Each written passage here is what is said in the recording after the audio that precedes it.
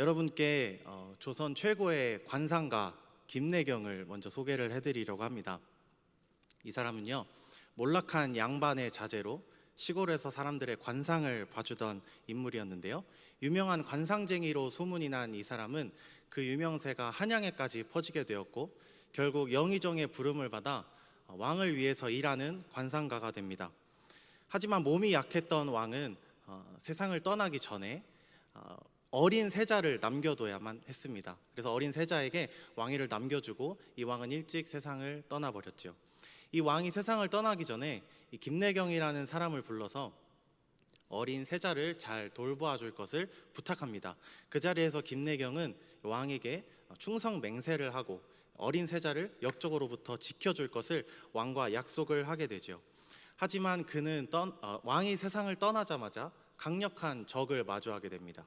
그는 바로 선왕의 동생, 이 세자의 작은 아버지가 되는데요, 이 사람은 이전부터 내가 왕위에 오르고 싶다라는 욕심을 공공연하게 내비치고 다니는 야심가였습니다. 이 사람도 이 김내경의 관상을 보는 실력을 알고 있었기 때문에 김내경을 만난 자리에서 이렇게 얘기합니다. 우리 영상 한번 보겠습니다. 자네가 내 운세 좀 봐주게라. 어찌 내가 왕이 될 상인가? 어서 말해보게. 내가 왕이 될 상인가 말이야. 자네가 내 운세 제 설명을 들으시고 이미 눈치를 채신 분도 있으시겠지만 이 영화는 어린 조카 단종에게 사약을 내리고 왕위에 오른 수양대군의 이야기를 각색한 2013년의 영화 관상의 한 장면입니다. 이 영화에 나오는 내가 왕이 될 상인가 라는 이 대사는 영화의 핵심을 관통하는 명대사입니다. 왕이 될 운명을 타고나지는 못했지만 자신이 운명을 스스로 개척해서 일생일대의 꿈인 왕위에 오르겠다라는 강력한 마음이 담긴 수양대군의 명대사입니다. 오늘 본문에서 이스라엘의 장로들이 사무엘에게 요구하는 이 요구는 이스라엘이 그동안 가지고 있었던 여호와 신앙에 상당히 어긋나는 요구였습니다. 수양대군의 왕위를 향한 욕심이 한양의 피바람을 불러일으켰고 많은 사람들의 목숨을 앗아갔던 것처럼 오늘 이스라엘 장로들이 사무엘에게 하는 이 요구, 왕을 세워달라라는 이 요구는 하나님과의 갈등을 초래하는 심각한 부탁이었습니다. 그 첫 번째 갈등은 바로 이스라엘의 정체성에 관련된 갈등입니다. 정체성이란 내가 누구인가에 대한 답이라고 볼 수 있는데요, 우리는 누구일까요? 우리는 예수 그리스도의 피값으로 사신 하나님의 아들과 딸들이고 하나님 나라의 백성인 줄 믿습니다. 그런데 하지만 이스라엘 백성들에게는 이러한 마인드가 전혀 없었다라는 것이 오늘 본문에 나타나는 문제입니다. 이스라엘 장로들은 왕을 세워야 하는 이유로 5절에서 모든 나라와 같이라는 표현을 사용합니다. 이 표현은 이스라엘의 여호와 신앙의 뿌리를 흔드는 아주 위험한 표현인데요, 이스라엘 백성들이 그저 그런 평범한 민족이었을까요? 아닙니다. 신명기 7장에 보면 하나님은 이스라엘 백성들을 기뻐하시고 택하셔서 자기의 백성으로 삼으시고 또 자기 기업의 백성으로 삼으셨다라고 말씀하시고 계십니다. 단순히 이해한다면 지금 이스라엘 민족의 장로들은 더욱더 발전된 나라를 위한 요구를 하고 있다라고 생각이 될지도 모르겠습니다. 발전된 나라를 위해서 왕을 요구하는 것이 무엇이 나쁘냐라고 반문할 수도 있겠습니다. 주변의 나라들은 이미 왕을 세워서 나라를 운영하고 있었거든요. 왕이 세워지게 되면 그 밑에 벼슬도 정리가 되고 그와 관련된 법도 만들어지게 됩니다. 나라가 전체적으로 정돈이 되게 되는 것이죠. 그런데 이스라엘 장로들이 지금 스스로를 돌아봤을 때 우리들은 나라를 주먹구구식으로 운영하고 있구나, 우리 민족이 주먹구구식으로 돌아가고 있구나 라고 생각했을지도 모르겠습니다. 그런데 오늘 본문 6절에서 사무엘의 반응은 사뭇 다릅니다. 사무엘은 이 요구를 기뻐하지 아니하였다라고 성경은 기록하고 있습니다. 이 기뻐하지 아니하였다라는 단어의 뿌리를 살펴보니까요, 악하다라는 뜻이 숨어 있었습니다. 결국 이스라엘 장로들의 왕을 세워달라는 이 요구는 악한 요구였습니다. 7절에서 사무엘에게 하나님이 일이 이렇게 된 원인을 직접 말씀해 주시는데요, 백성들은 이스라엘 백성들을 다스리는 왕이신 하나님을 버리고 눈에 보이는 왕을 세워달라고 요구를 하고 있는 것입니다. 눈에 보이지 않지만 전능하신 하나님의 통치는 필요 없다라고 선언을 하고 있는 것이지요. 여호와 하나님께서는 영원히 그들의 하나님이 될 것을 약속하셨고 하나님의 통치를 받아 살도록 율법을 주셨습니다. 이것이 그들의 정체성입니다. 하나님 나라의 백성이라는 정체성이지요. 그러나 지금 이스라엘 백성들은 이 특별한 관계를 깨고 싶다고 선언하고 있기 때문에 하나님과의 갈등을 초래하고 있는 것입니다. 둘째로 이스라엘 백성들은 강력한 군사적 리더를 필요로 했습니다. 강철 무기를 가진 이웃국가, 이스라엘보다 한 수 위의 전력을 가진 영원한 숙적이었던 블레셋을 상대하기 위해서는 이 열세를 극복할 수 있는 강력한 리더십을 가진 군대의 리더가 필요했습니다. 꼭 블레셋에 대한 이야기를 하지 않더라도 이전부터 이스라엘 백성은 아주 불리해 보이는 전쟁을 많이 경험했습니다. 전혀 이길 것 같지 않은 전쟁을 많이 겪었습니다. 그런데 하나님의 도우심을 힘입어 정말 말도 안 되는 승리를 경험했던 적이 참 많이 성경에 기록되어 있는데요. 대표적으로 홍해 앞에서 애굽 군대를 만났을 때도 그랬고요. 여리고성이라는 난공불락의 요새를 만났을 때도 그러했습니다. 그럼에도 불구하고 이스라엘 백성이 강력한 군사적 지도자를 원하는 까닭은 어디에 있었을까요? 이런 하나님의 도우심에도 불구하고 패배를 경험한 그런 기억들이 많이 있었기 때문입니다. 분명히 하나님이 우리를 도와주실 것이라는 것을 철석같이 믿고 전쟁에 나갔지만 패배를 경험했던 그런 기억들도 많이 있었죠. 그 단적인 예가 언약궤를 블레셋에 빼앗겼던 경험입니다. 바로 앞에 4절에서 사무엘상 4장에서 이스라엘은 블레셋과 두 차례의 전투를 치르게 됩니다. 첫 번째 전투에서 이스라엘은 보기 좋게 패배하고 말았죠. 그 첫 번째 전투가 끝난 뒤 장로들은 긴급 안보 회의를 열고 이 패배의 원인을 분석하기 시작했습니다. 지금 보고 계시는 사무엘상 4장 3절이 그 회의의 결과입니다. 제가 읽어드리겠습니다. 백성이 진영으로 돌아오매 이스라엘 장로들이 이르되 여호와께서 우리에게 오늘 블레셋 사람들 앞에 패하게 하셨는고 여호와의 언약궤를 실로에서 우리에게로 가져다가 우리 중에 있게 하여 그것으로 우리를 우리 원수들의 손에서 구원하게 하자 하니, 우리가 패배한 것은 하나님이 우리를 도와주시지 않아서였구나, 돕고 계시지 않아서였구나. 여기까지는 어떻게 보면 꽤 괜찮은 분석이라고 말할 수도 있겠습니다. 그렇지만 그 다음 구절에서 이들은 심각하게 엇나가기 시작합니다. 그렇다면 언약궤를 우리 진영으로 가져와서 하나님이 우리를 위해 일하시게 하자, 이것은 아주 심각한 오류입니다. 왜냐하면 이 전투가 끝난 뒤 이 장로들이 마땅히 행했어야 하는 것은 그들 안에 해결되지 않은 죄가 있는지, 또 그들과 하나님 사이의 관계가 올바르게 설정되어 있는지 점검하고 하나님 앞에 겸손히 엎드려서 그 도우심을 구하는 일이었을 것입니다. 그런데 이런 뼈아픈 경험들에도 불구하고 지금 이스라엘 장로들은 유능한 군사적 리더가 되신 하나님을 버리고 또 다른 인간 리더를 세워달라고 요구를 하고 있기 때문에 두 번째, 군사적 리더십의 갈등이 하나님과 벌어지고 있는 것입니다. 언제 임할지도 모르는 불확실한 하나님의 도우심을 바라느니 차라리 우리 스스로 우리를 지킬 힘을 길러서 우리 스스로를 안전하게 지키자라고 결심을 한 것이지요. 지금 반역을 일으키고 있는 이스라엘의 모습입니다. 오늘 이스라엘 백성과 하나님 사이의 세 번째 갈등은 바로 경제권에 대한 갈등입니다. 오늘 본문 7절에서 하나님은 사무엘에게 백성들이 원하는 대로 다 해주어라 라고 말씀을 하십니다. 그러나 왕에 대한 경고도 함께 해주시는데요, 우리가 오늘 읽진 않았지만 10절 이하에 보면 사무엘이 이스라엘 백성들에게 경고하는 내용입니다. 왕이 세워졌을 때 그들이 짊어져야 하는 짐을 아주 긴 부분을 할애해서 설명을 하고 있는데요, 긴 부분이지만 두 가지로 나누면 노동력의 착취와 경제적인 착취로 나눌 수 있습니다. 저는 지난 1월에 결혼 예배를 드리고 신혼생활을 이어가고 있는데요, 30년 가까이 이제 다른 가정 환경 속에서 자란 저와 제 아내는 많은 부분들이 달랐습니다. 그럼에도 불구하고 결혼 전부터 많은 대화를 통해서 이런 것들을 맞춰나가고 또 한 가정으로 함께 서기 위해서 노력을 했는데요, 저와 제 아내가 많은 대화를 나누었던 부분 중에 하나가 바로 이 경제권에 대한 내용이었습니다. 기본적인 생각은 같았습니다. 남자 여자 할 거 없이 서로 잘하는 사람이 관리를 하면 좋겠다라고 생각을 했는데, 둘 중 누구도 아무도 자신 있게 내가 하겠다라고 말하는 사람은 없었습니다. 그런데 몇 달이 지나고 나서 자연스럽게 제 모습을 살펴보니까 교회에서 매달 저에게 주시는 사례비를 저희 아내의 계좌로 입금하고 있는 제 모습과 제 아내로부터 다시 저에게 돌아오는 일정 금액의 용돈을 아주 오매불망 바라고 있는 제 모습을 발견을 하게 되었습니다.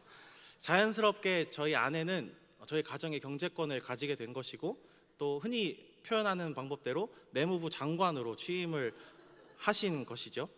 가정 안에서도 이렇게 경제권이 잘못 설정되면 부부간에 아주 심각한 갈등을 초래할 수 있는 원인이 됩니다. 하지만 그 권리를 내가 주장하기보다 나보다 나은 상대방에게 맡기는 것은 가정의 평화를 위한 필수 조건이라 생각이 됩니다. 하나님과 이스라엘 백성 사이에서도 마찬가지입니다. 이스라엘 백성의 모든 경제적 자산은 바로 땅에서 출발합니다.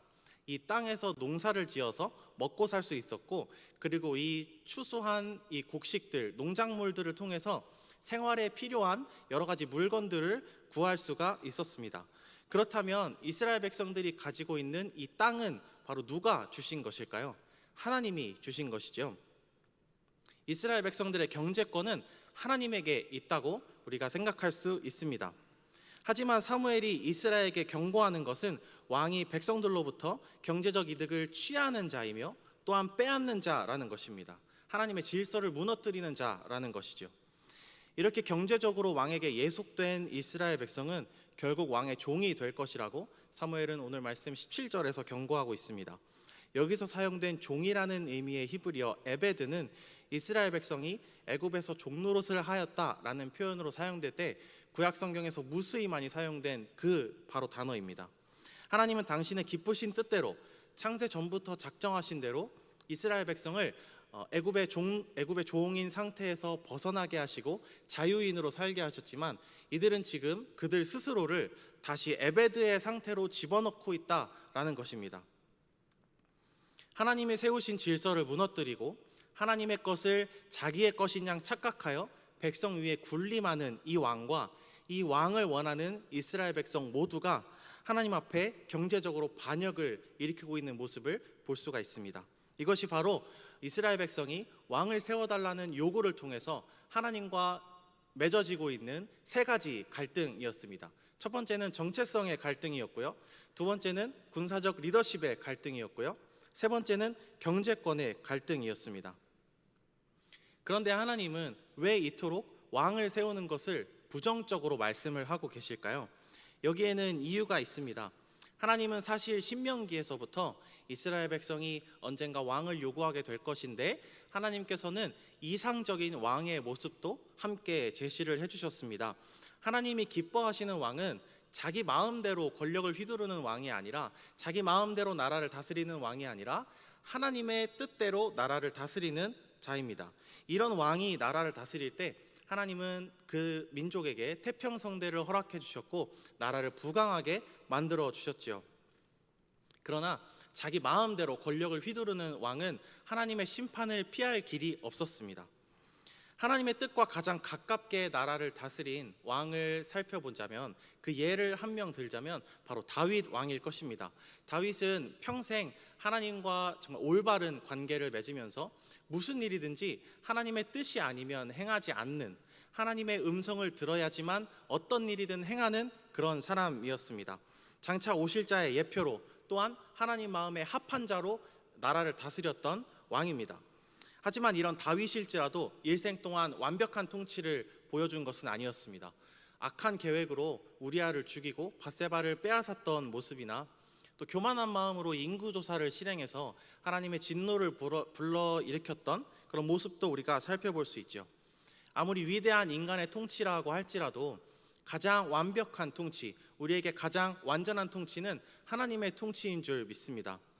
그 나라의 백성으로 살게 될 때 오늘 말씀에서 함께 나누었던 세 가지 갈등에서 완전히 자유로운 상태가 됩니다. 먼저 우리는 하나님 나라의 백성이라는 정체성을 우리 마음 가운데 심게 됩니다. 내 마음대로 내 인생을 경영하지 않고 나를 창세전부터 예비하시고 이 세상에 보내신 하나님의 뜻을 이루기 위한 삶을 살게 됩니다. 또한 하나님의 통치를 받는 백성이 될 때 우리는 사단의 모든 공격으로부터 완벽히 안전한 상태가 됩니다. 우리의 대장 되신 예수 그리스도의 발자취를 따라갈 때 우리는 이미 예수님께서 2000년 전에 이루신 그 승리가 우리의 것이 되는 줄로 믿습니다. 세상 누구보다도 강력한 군사적 리더, 바로 우리 예수 그리스도이시기 때문이죠. 또한 그 나라의 백성으로 살게 될 때 내 모든 소유의 근원이 하나님이심을 고백하게 되고 내 경제권을 오롯이 하나님께 드리며 잠언 30장에 기록된 아굴의 기도를 하나님께 올려드리게 됩니다. 우리 잠언 30장 8절에서 9절 우리 다 같이 한 목소리로 읽어보겠습니다. 시작. 곧 헛된 것과 거짓말을 내게서 멀리하옵시며 나를 가난하게도 마옵시고 부하게도 마옵시고 오직 필요한 양식으로 나를 먹이시옵소서.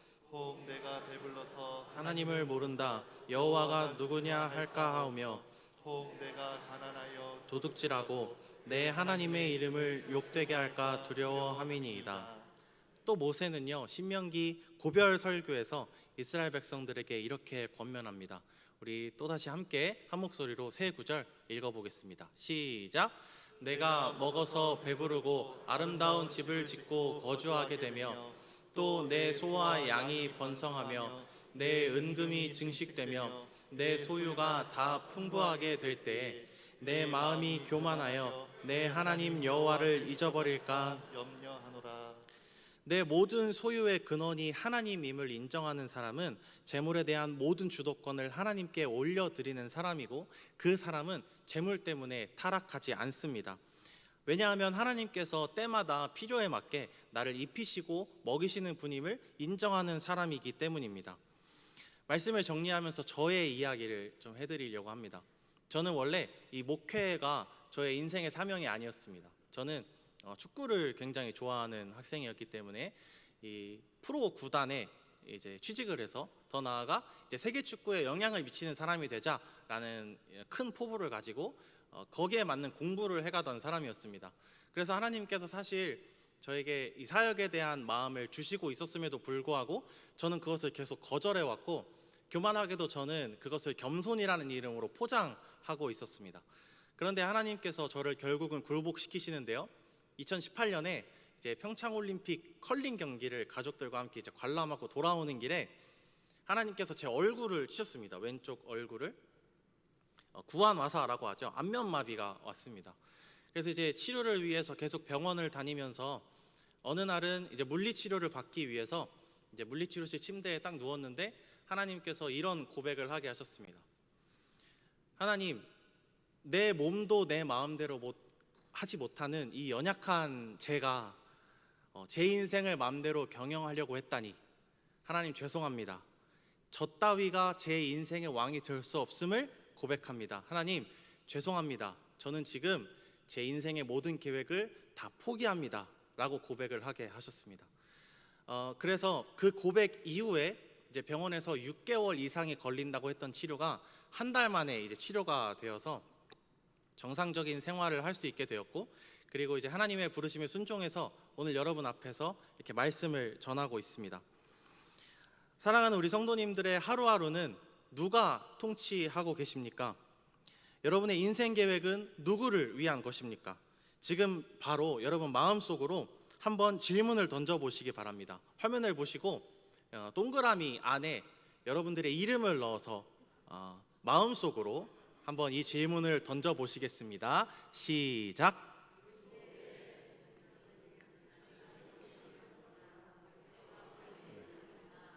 네, 마음속으로 해달라고 부탁드렸는데 네, 이 질문에 대한 답을 여러분들 찾으셨습니까? 여러분들에게는 왕이 될 자질이 있으십니까? 그런데 너무나 안타깝게도 우리 스스로에게는 이러한 자질이 없다는 것을 우리는 금방 깨닫게 됩니다. 그렇기 때문에 우리는 하나님의 통치를 받아야 하고 하나님의 뜻을 이루는 삶을 살아야 할 것입니다. 저는 이 하나님의 뜻을 이루는 삶이 바로 복음을 살아내는 삶이라고 믿습니다. 이 복음을 살아내는 삶을 살아내기 위해서는 우리가 먼저 예수 그리스도의 이 복음을 깊이 인격적으로 체험할 필요가 있습니다. 갈라디아서 2장 20절의 고백이죠. 예수님의 죽음이 나의 죽음으로 받아들여지고 예수님의 부활이 나의 부활로 받아들여지는 인격적 체험이 먼저 있어야 합니다. 이 단계를 거치면 본격적으로 복음을 살아내는 삶이 시작이 됩니다. 복음은 종교적 개념이 아니라 우리 삶에 실제로 드러나는 하나님 나라의 통치입니다. 나를 통해 예수님이 드러나는 삶이고요. 우리 삶의 모든 태도와 모든 언행을 통해 예수님이 드러나는 삶입니다. 믿지 않는 사람들에게 복음을 들고 전진해서 죽음으로 향해 가는 그들을 천국의 삶으로 인도하는 그러한 삶입니다. 코로나 바이러스가 나타난 뒤에 사람들은 인간에 대해서 고민하기 시작했습니다. 이 바이러스가 인간의 근본적인 안전에 대한 질문을 우리 모두에게 던진 것인데요. 우리는 과연 누구입니까? 또 우리는 어떻게 안전할 수 있습니까? 그 답은 바로 복음에 있고 하나님의 통치에 있는 줄로 믿습니다. 코로나로 인해서 복음 전파가 막혔다라고 생각하는 이 편견을 넘어서 우리는 이 상황이, 이러한 시국이 바로 오히려 복음이 흥왕해질 기회라고 믿고 복음을 들고 전진하는 모든 성도님들이 되시길 축복합니다. 하나님의 다스리심을 우리의 삶을 통해 이뤄낼 기회인 줄로 믿습니다.